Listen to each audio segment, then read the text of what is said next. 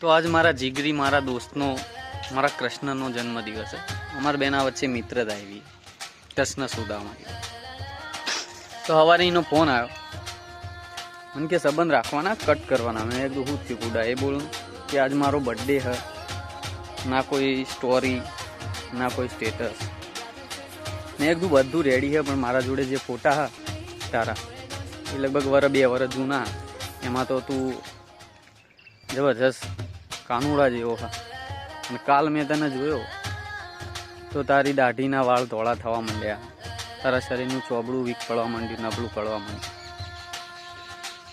હા, તું જન્મ્યો તો 100% આ તારીખે, પણ એ તારીખે ચોઘડિયું એ આખો ટાઈમ અલગ હતો ને. હવે જે આવે એ તો ખાલી તારીખ આવે, જેમ જેમ તારીખ આવે એમ મારો વાલો મેં કીધું ગાયડો થતો જાય.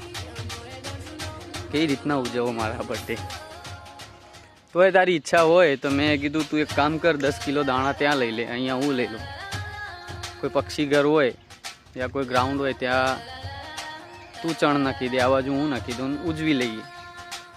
બાકી તારીખ હોવું જોઈએ એમ તારું ગાઈડ પણ આવશે. ને ગાઈડ પણ તો કેવું હોય તને ખબર ને, ઢેચણથી થાકી, કમરથી થાકી.